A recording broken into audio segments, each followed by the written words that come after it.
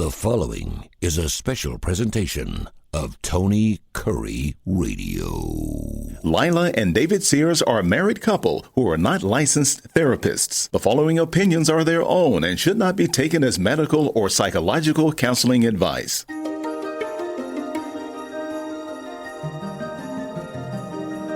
Relationships today face more challenges than at many times in recent history.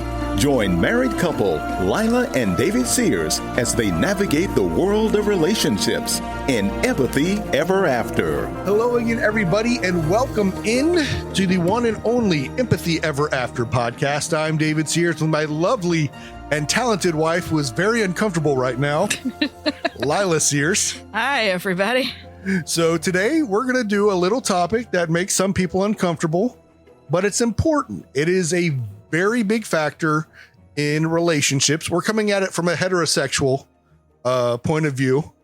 So we're heterosexual. So we will talk about how heterosexual couples look at this one thing that causes a lot of fights, and that's sex. Oh, I'm very uncomfortable. I did not grow. I grew up in the purity culture. I did too, and it did nothing. You did too, and it didn't take. But I grew up as a girl in purity culture, and I think it impacted me a little bit more. In the idea that you didn't talk about this in polite company or into a microphone where it's recorded for other people to hear. So I think that's probably where I'm not feeling particularly comfortable right now. So sitting here with a glass of white. So we're gonna do what we can. Yep, that's what she calls me, her glass of white. No, this is wine. Oh, all right. So sex is very important to couples and relationships because it can help you feel better about your connection with your partner. Various research also indicates that it can improve happiness and boost mental health, as well as reducing anxiety, reduce tension after an argument. Again, the hate bleeping that is real. That actually helps reduce tension after an argument. Helps with physical pain. Releases endorphins with that, increases intimacy, releases chemicals after an orgasm that help you sleep better. And that chemical is called prolactin. So it is a sleep aiding chemical, and it also helps lower the blood pressure. So it does have a lot of physical benefits and mental benefits, enhancing brain function, helping with your physical fitness. It improves your immune function. It lowers your pain levels, helps with weight loss because you want to look better naked and you feel more confident in yourself after having sex. So it rewards the brain rewards chemicals during sex, and it helps subdue food cravings and encourage weight loss. So I didn't know that. Yeah, this is all according to a study done by Sharif Tiroff and Kaylee Snyder. No, that isn't R. I'm getting to the point where I'm going to have to get bifocals now. Oh, yeah. Welcome to my world. Yeah. Carly Snyder. This was on the Very Well Mind website, and it goes in depth about all of that. Now, it is a very taboo subject. As you said, most people were told don't talk about sex, religion, and politics. Mm-hmm. So if you hear something bumping the mic, that's Dalton, who's decided he's going to engage in this conversation. He has been a eunuch for nearly 7 years now. So he doesn't really have much to bring to the conversation. He's a cat, by the way. He is a cat. But there are lots of benefits to sex, and there are a lot of good things about sex, but it is also a topic in relationships that causes tension. And let me just you mentioned physical pain. Mm-hmm. there are reasons why sex could cause increased physical pain, particularly in women. Just one that comes to mind is if you have pelvic floor dysfunction. So if you have some level of pelvic floor dysfunction and like pelvic floor tension, and or if you have dryness, or if you have some women after childbirth, sex is very painful. Yeah, if you for a year or more out. Yeah, or if you have problems with what was the fibroids, uterine fibroids, different types of gynecological conditions can cause pain. Hypersensitive vaginas. Yeah, can cause pain with sex. And if you are having pain and it is consistent, if it is a problem, then you need to see a physician about that. And that is something that oftentimes, either with different treatments, there is pelvic floor therapy out there. That's something that particularly with pelvic floor dysfunction, that can be treated. There are different approaches out there that a lot of times different approaches to that can be taken. That there are treatments out there for different pain issues. There are, and again, there are people that specialize in all types of physical therapy, and there are some people that do that physical therapy for women. Generally, it's other women doing it. Yeah, and it's really cool physical therapy. The pelvic floor therapy it's one-on-one. It's not like you're out in the middle of everybody else. They do it cool. Privately. It's cool. In a private room. It's very cool. The people who do it are, certified separately, like in a specialized course kind of thing. Not everybody who's a physical therapist is certified in pelvic floor therapy. I know we have this big old notebook of physical therapy exercises at ATI, and pelvic therapy is one of them. And I talked to my boss. I was like, do we do this? She's like, no, we have a place we can send them to do that, but we do not do pelvic therapy. But it is a thing to help women. Again, a lot of times after childbirth, it wrecks the pelvic floor. Sometimes just the way a woman is built, she has it's not uneven. I forget what the. Well, sometimes you just carry tension, just like you can carry tension in your shoulders or your lower back or wherever. You can carry tension in your pelvic floor, and you can carry tension. It's a muscle. There is a huge group of muscles that are layered on top of each other, and you can carry tension there, just like you can carry tension in any group of muscles. I did not know that. Yeah, and it can cause intense pain. I have tense vagina. That's a thing that happens, and it can cause pain. Well, you learn something new every day. Lila's mainly handled the women's research of this. I've mainly handled the men's research, but we did put in some psychologists from sex therapists. We got some Harvard grads that are talking about that stuff. So we've got a lot of stuff to cover in this episode. Now, men tend to get very frustrated with their partners early on in marriages. That's because men generally don't have the stresses women do at home. Women, not all couples are this way. I would gladly say this, not all couples are this way, but women tend to take care of the house duties, tend to take care of the children. The dads mow the lawn, take out the trash, maybe cook occasionally. So they don't have as much as on their plate. So when it gets to the end of the day, the woman has spent all her energy putting out these other fires. Some women doing this while working as well, not just being a housewife. So when it comes to the time of bed, man's got all this energy because he's done jack. Woman's like, no, not tonight. And men don't understand this. And it gets frustrating to men because they think, oh, they just aren't interested in me. And they think that, oh, well, my wife is not turned on or anything, not understanding that they're drained so much from doing all that other stuff and then being expected to have sex at the end of the day, which, let's face it, men, we suck at for the most part.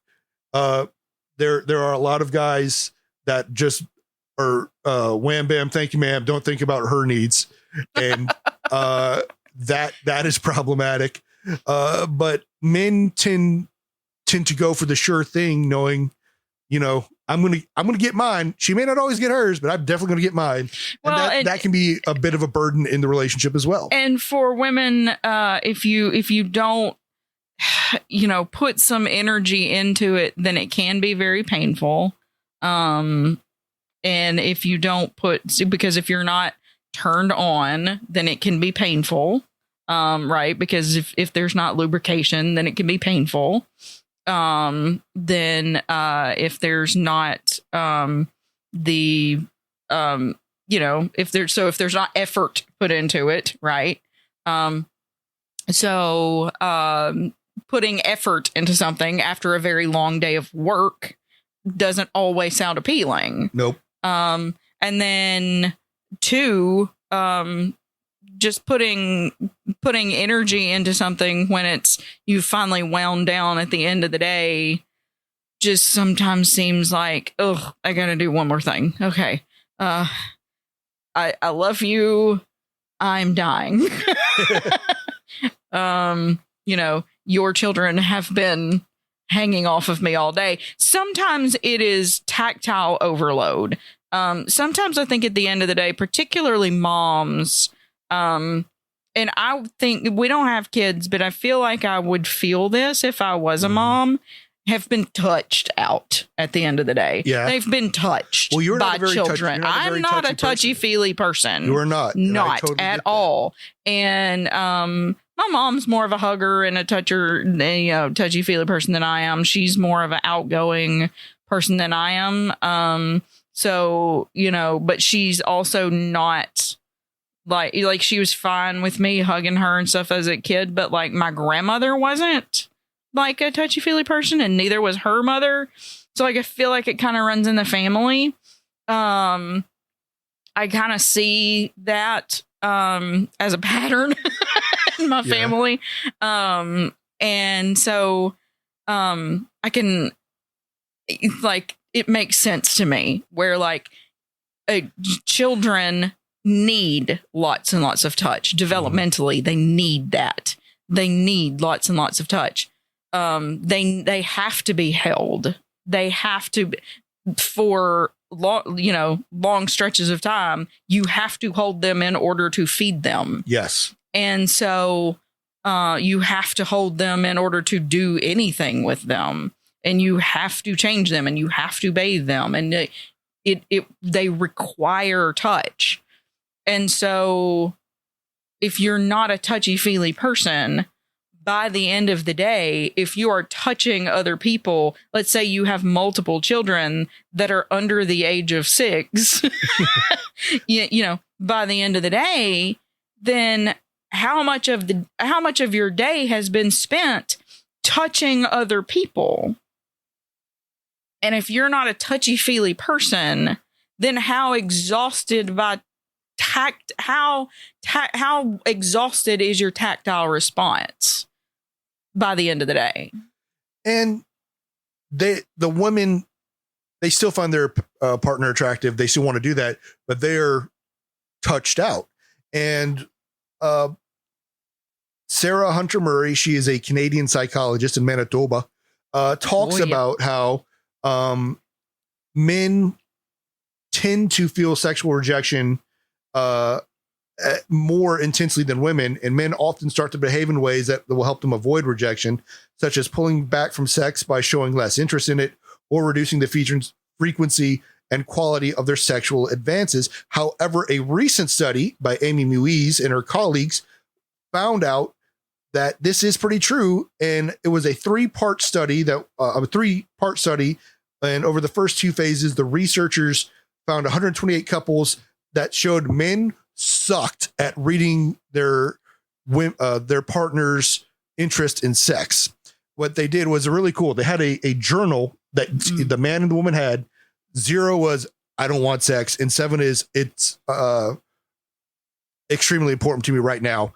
And it was just interesting to see the women and men's dichotomy at the time. Mm-hmm. And I think it's hard for men to read women, and women, men. I'm pretty sure women can read men for the most part when they're horny. But it's difficult for a man to get to understand when a woman could be turned on, and they just take the initial no, or they take a maybe as, oh, that means no. And they don't pursue, they don't do stuff to help get the woman in the mood. Now, this is not an excuse, women, to say, dangle a carrot of doing all the housework and then maybe. No, that's wrong. That's going to build resentment if you make the man do all the housework or make him do certain actions and then not live up to the sex on your part. But men, you shouldn't have to have the bribery of sex to do stuff around the house to lessen the burden on your wife or girlfriend. I don't ever think that sex should be payment for something. Mm-hmm. I just don't think we should. I don't think that relationships should be an exchange economy. I just don't like to think of them that way. Uh-huh. I don't think that we should set ourselves up that way, because I think that when you do that, you're setting yourself up for failure. That's just my philosophy on relationships in general. I don't think you should set yourself up as like, what's the exchange rate? Yeah. You know, like, what do you expect, this for this or this for that? Like, I don't think that anybody is going to feel like what I did here is fair for what I did there. Like, I don't. You don't like the quid pro row? Squid pro row. Squid pro row. It's so hard for me to say not squid pro row, and you said it, and I was like, Austin dang it. Powers. I was so Quid hard. pro quo. Squid pro quo. No, quid pro quo. You see, you messed me up. I had it right. No, you didn't. You said quid pro row. Yes, quid pro row. No. Oh, all right. Anyway, but looking at that study from UE's, I'm hoping I'm saying her name right. She found, and the conclusion was that days on when men were particularly motivated to avoid rejection, they were more likely to underperceive their partner's interest in sex. So when men reported feeling that they were more averse to the possibility of experiencing rejection, whether it was feeling insecure, having a bad day, poor feedback at work, whatever, they missed the sexual cues from their partner. They did not try to initiate sex and were less likely to report thinking about it. So it gets down again to one of the big topics of a relationship, communication. And it really gets into, do you have a good relationship with your partner that you can communicate freely? And do you understand about your partner? Do you understand your partner's cues? Do you understand your partner's needs? It has to be a understanding there of what's going on. You can't just, well, she doesn't like me, so screw it. I'm just going to go away on my own. You know? Well, you have to talk about it. You have to talk about it. But I think so many couples initially, once that rejection is there, after it's happened a few times, the man's like, screw it. She's going to say no. And then I'll just wait for her. And then the wife thinks that the husband's not interested in her because he's not pursuing sex. And then there's just frustration on both ends because they don't talk. Yeah, I think that just like anything else in a relationship, communication is the thing that's going to get you through it. I think that communication is the only thing that's going to fix any problem. And I think that communication is the only way that you solve any problem that arises. When the other thing is that if you are rejected when you make an advance, guys, please don't just jump to the conclusion and take it personally. Because 9 times out of 10, it's not personal. Okay. It's tired. It's, I don't feel well. It's, I had a long day. It's, I'm just not in the mood. It's, I have cramps. It's, 1,000 other things that ain't you. Okay. You might be my favorite thing in the world, but you might not necessarily be the exact center of my universe right now. Okay. Exactly. You are just not, it's not necessarily about you. Okay. You have to understand that it is her body. Okay. That is involved in this. And if her body is not feeling it, then, then her body is not gonna, her body may not feel up to it. Yeah, 100%. Because it is, like you said, men, my favorite diagram I've ever seen. And it was, I want to say in Playboy, it was a cartoon and it was turning a man on. It's an on-off switch. And then it says turning a woman on, and it's so many buttons and dials because it's a complex. A woman generally, there are some women, but generally it has to be a process to get a woman turned on. And it's not just oh, you're horny now. Well, for some women, it's like the control panel of the Starship Enterprise. I mean, it's got to be, everything has to be exactly right. And for some women, it's a once in a blue moon kind of thing. Mm-hmm. And for people who have chronic illness, and I'll speak for myself on this, when we have chronic pain, it is difficult to have a really good day where pain does not affect every single thing, every single decision that we make of, is this going to, like, even if we're having a good day, you still have to make the decision of, is this going to set me off? And is this going to derail me? Is that the spoon stuff? It might be, do I have any spoons left? But even if I feel like I have the spoons to do it, it might be, and I didn't mean do it, but like, but it might be, is this going to be like a migraine trigger? Okay. Yeah, I was misunderstanding what you were saying. Yeah. But for different people, it might be different. But like for me personally, like, this particular activity could be a migraine trigger.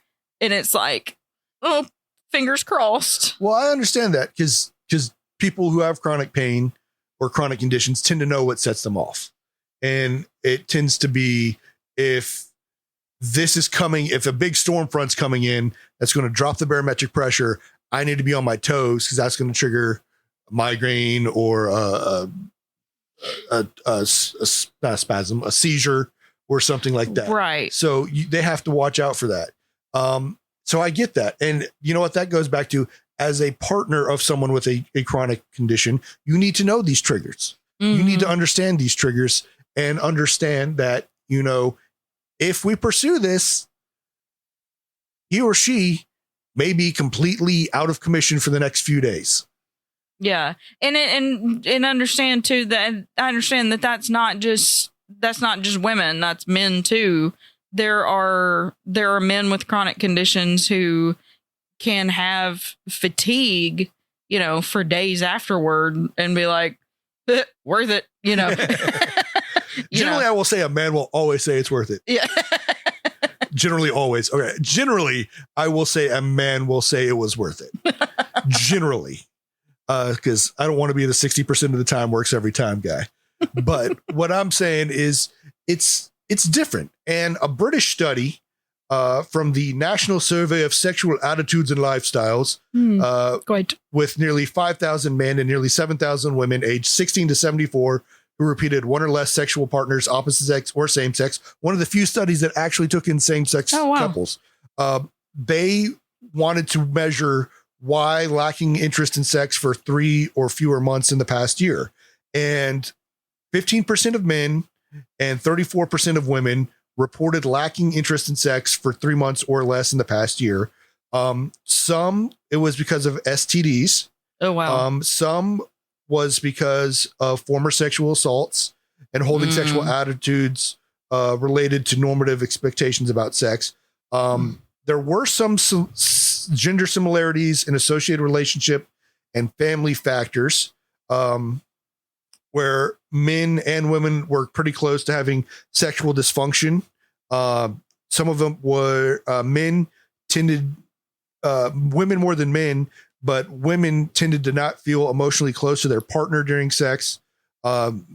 Some women had difficulty talking about sex. 2% of the women had difficulty talking about sex, while only 1.5% of men did.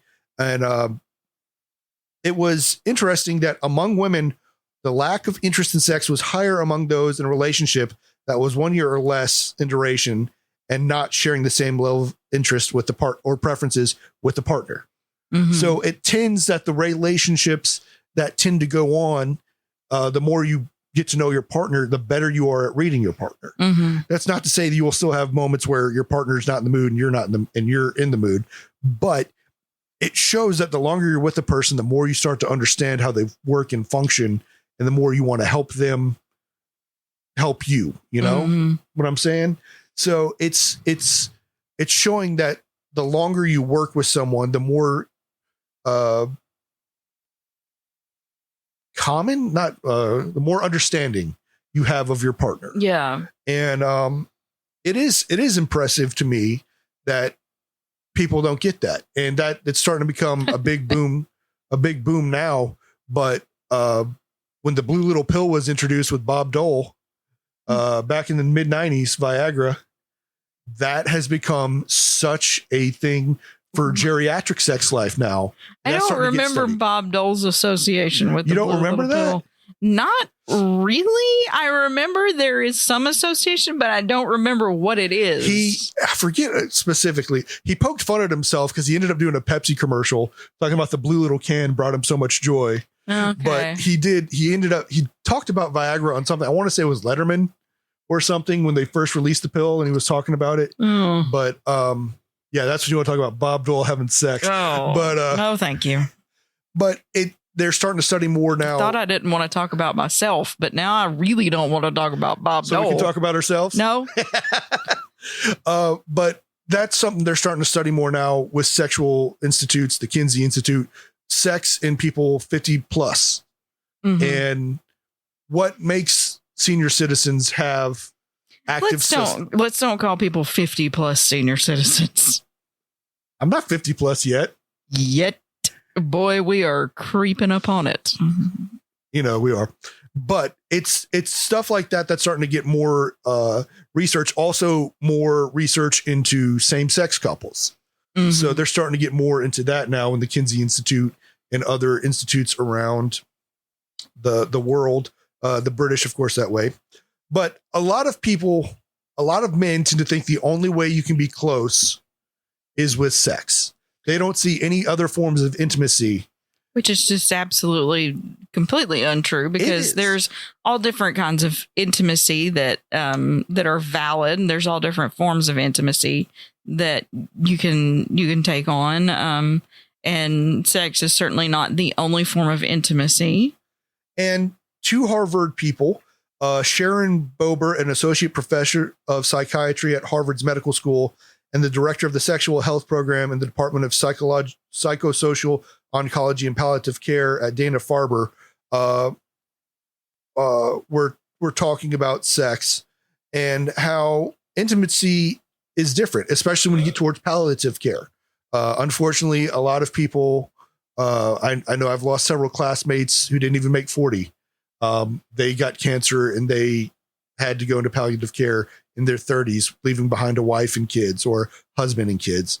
And there were different ways to be intimate. Yes, sexual chemistry is great, but I think men put so much pressure on the sexual chemistry, they miss the other ways of being intimate. I mean, there are other ways to be intimate besides sex. There's cuddling. And I mean, I know men try to do the back massage into the sex, but there's physical touch that isn't sexual, and that is intimate. Conversations can be intimate. Inside jokes, just certain, like if I say to Lila, I'm a tiger from Detroit, she knows what I'm talking about and she will laugh. Nobody else knows what we're talking about, but that makes her laugh. And there's those moments of intimacy that don't involve sex, that are just talking, that are just you being open and honest with your partner. That yes, sexual intimacy is great and physical intimacy is there, but you can't just rely on sexual and physical intimacy to push your relationship forward or be the foundation of your relationship. Because at some point it's not going to be there if you live long enough. If you live to be, 103 years old as a couple, at some point, please, dear God, that's not going to be there. Your sexual intimacy is not going to be there, because at some point you physically get beyond the capability to have coitus. Yeah. And so, you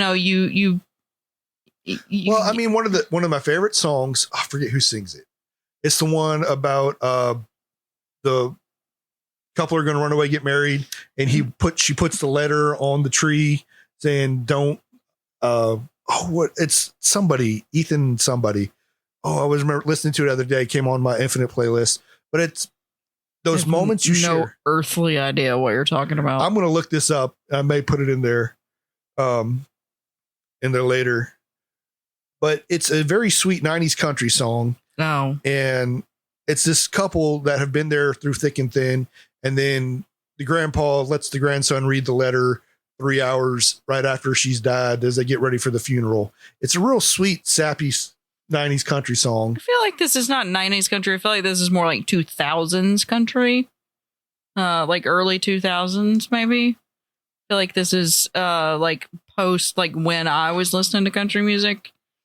Because I was listening to 90s country music. Is it Waiting for Me? Is that what it is? I'm about to Google country song about letter. Because kid. Colin Ray, If You Get There Before I Do. Oh, yeah, that's not a song. Yeah, that's not in a. Yeah. Okay. Yeah, I know every word to that. Yeah. In a tree? She because they were supposed to run away.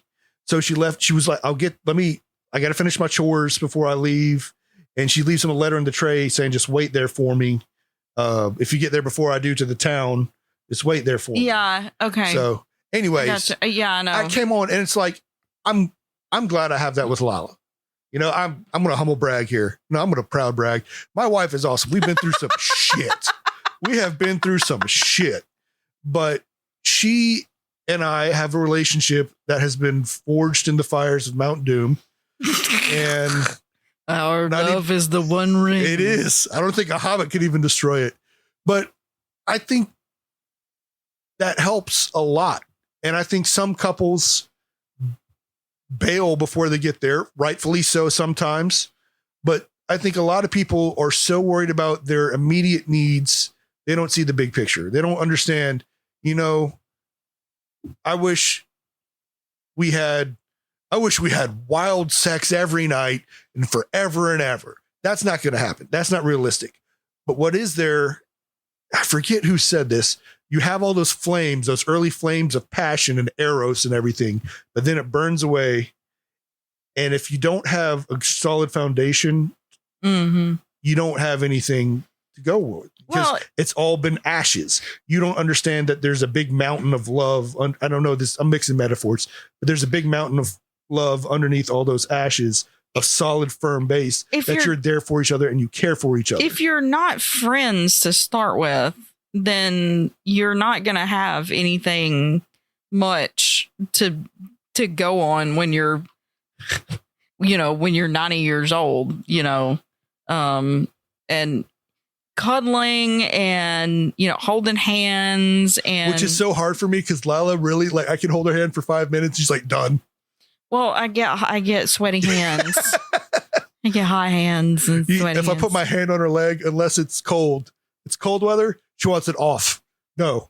But if it's cold weather, yes, you're warm. Yes. Warm men. Yes. So please to snuggle. I think that people tend to struggle. And I think we are such a sexual society.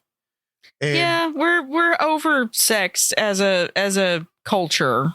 yeah. And we are. And I think there are people that need to understand sex, while it is great, eventually fades. I know we're doing everything now with the Swedish penis pumps and all the pharmaceuticals, and notice it's all towards men.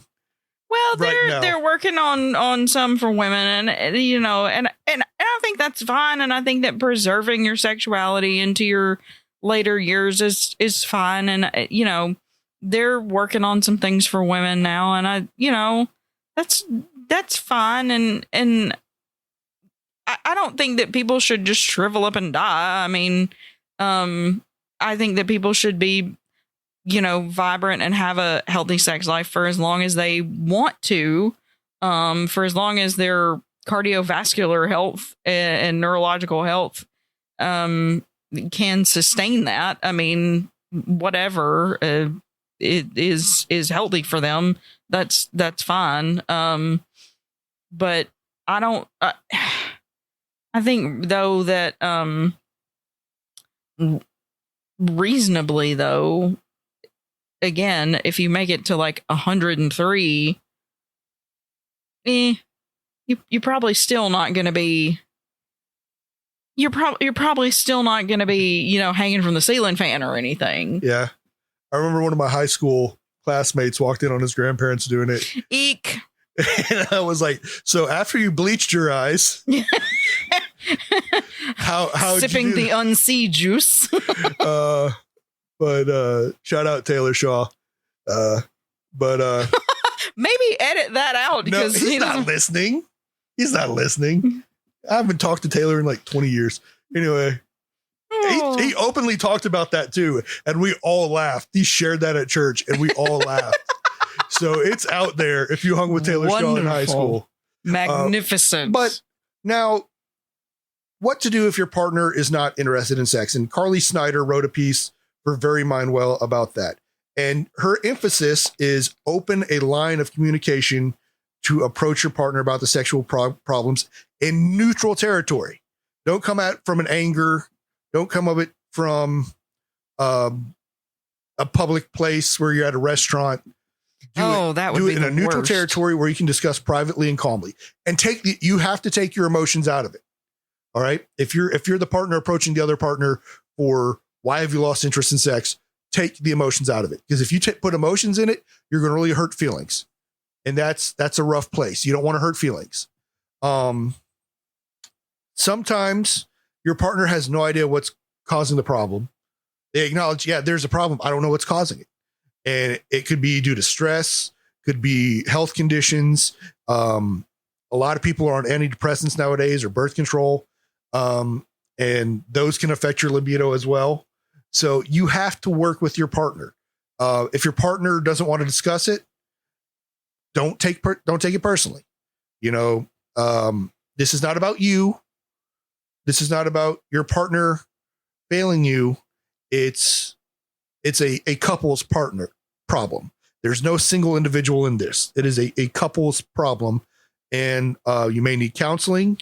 You may need to get some help for your partner, whether it be medical help or relieving some of the stress in their life.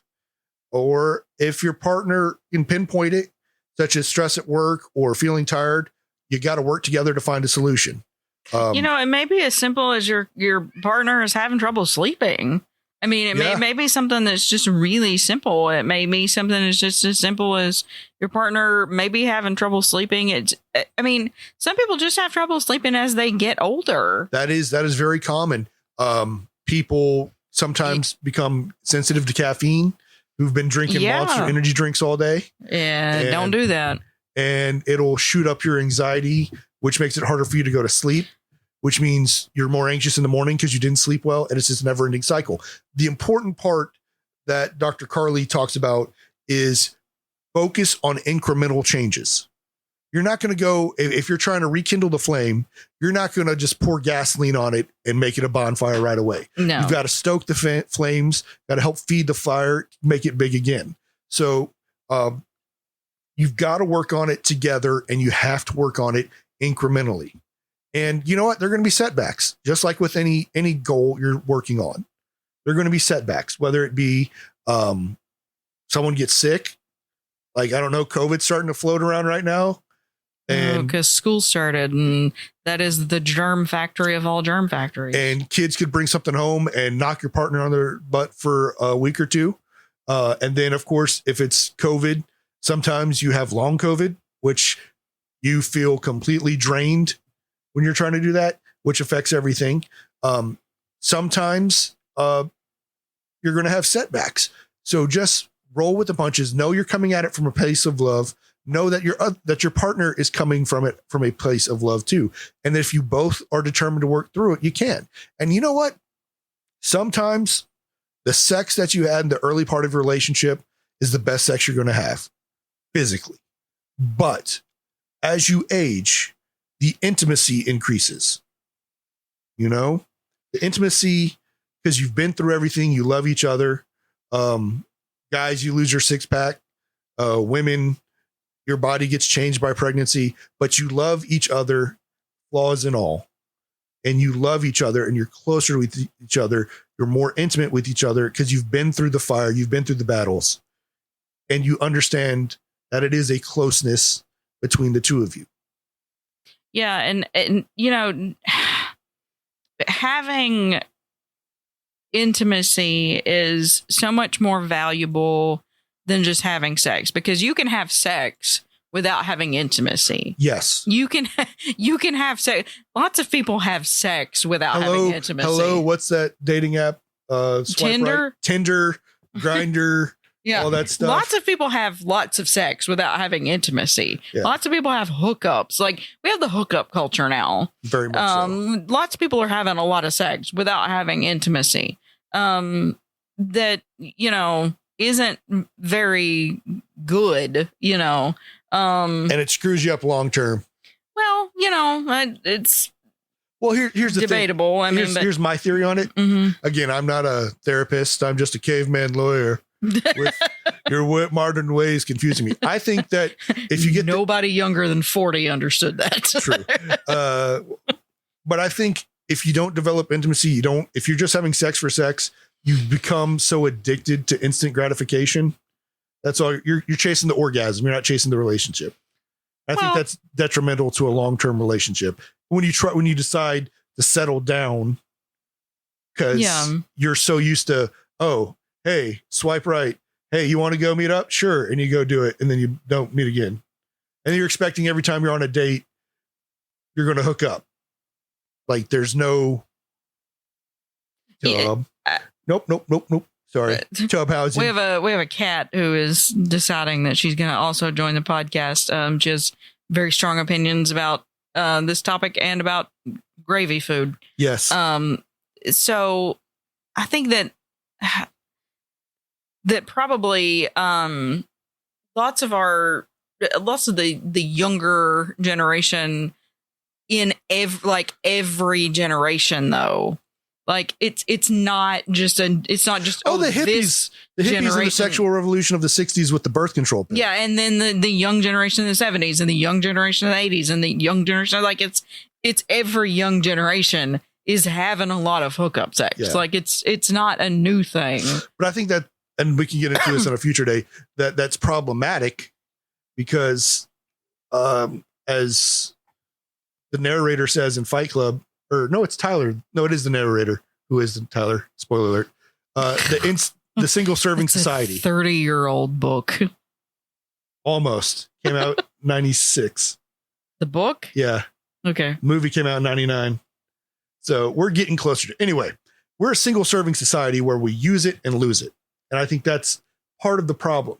Now we're starting to see more women search for more depth to relationships while the men are still about the depth of a puddle or a parking lot puddle. And I think we're seeing a divide. And that was part of our relationship talk about politics is men tend to seek for immediate gratification. I'm not saying every man. Most men tend to seek for immediate gratification before looking at something in depth long term, while women generally don't want to play the games. They want to get the long term bit of it. They don't want you. They want the man to be a man and not be a boy. Yeah, be an adult. Yes. I think that that part of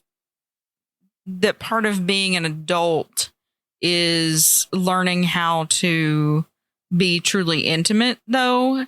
And being truly intimate is being vulnerable. Very much. And being vulnerable is it is being open. And being open is communicating. And that's where building that trust and that that talk around sexual things in a relationship really really comes into play, because I think that's what women are looking for in a relationship when it comes to sex, because when it comes to intimacy, because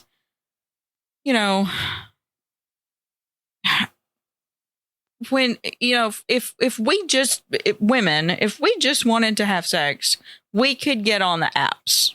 Oh yeah. And we could swipe right and we could match with somebody and we could hook up with somebody and make it very easy. But that's not what we're looking for.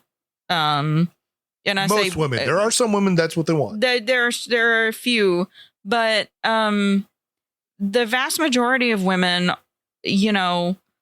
are looking for intimacy, and they're looking for it in ways that are psychologically satisfying, not that are just physically satisfying. And psychologically satisfying, meaning that it's open, it's vulnerable, it's communicative, it is more than just sexual. And so I think that sexuality is, for women, needs to be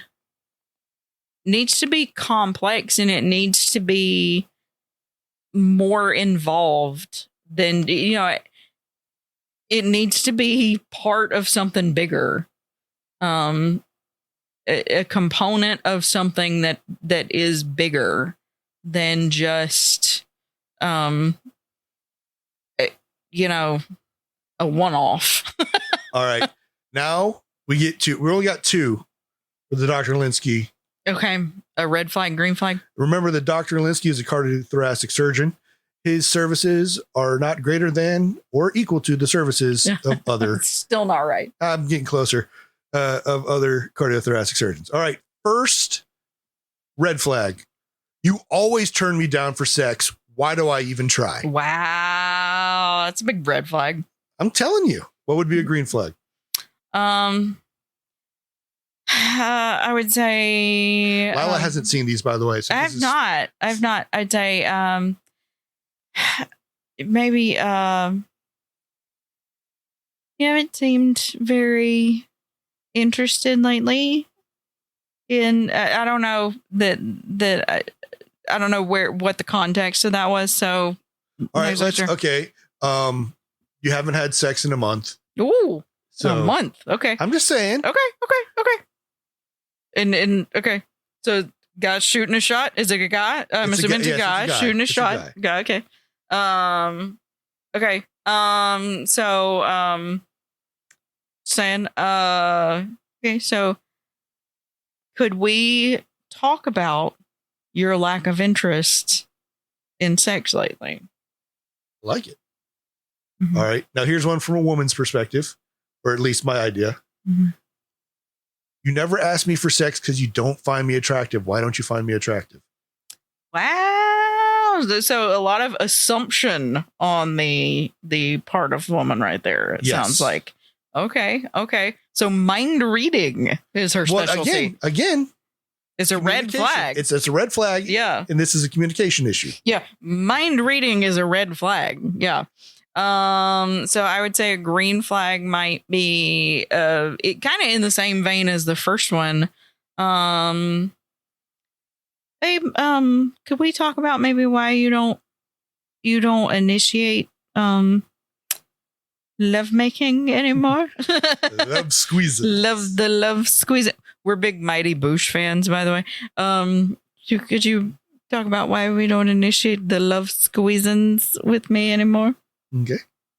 All right. So those weren't too bad. You answered them well.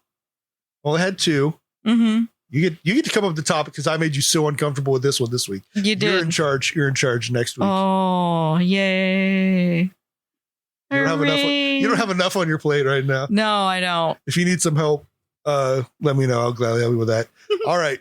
So this has been Empathy Ever After. I'm David Sears. And I'm Lila Sears. If you want to follow Lila on social media, she's on TikTok and Threads as... Well, I'm on TikTok as Lila G Cat Mama, and I'm on Threads and Instagram That's at Lila Gale 80, I think. I think that's correct. I'm on Twitter /X as David Sears 75, on Instagram and Threads as David Sears 1982. We hope you have enjoyed this awkward conversation for Lila. I'm totally fine with it. She has finished her wine. She finished about midway through. Woohoo. So she did not bring the bottle. Sleep well. She did not bring the bottle. So I kind of wish we would have had drunk Lila on this a little bit. We're not going to have drunk Lila on the podcast because then you'll get my real opinions. Well, Lila, hit him with the catchphrase. Be kind to yourself and to your partner. This has been a special presentation of Tony Kurre Radio.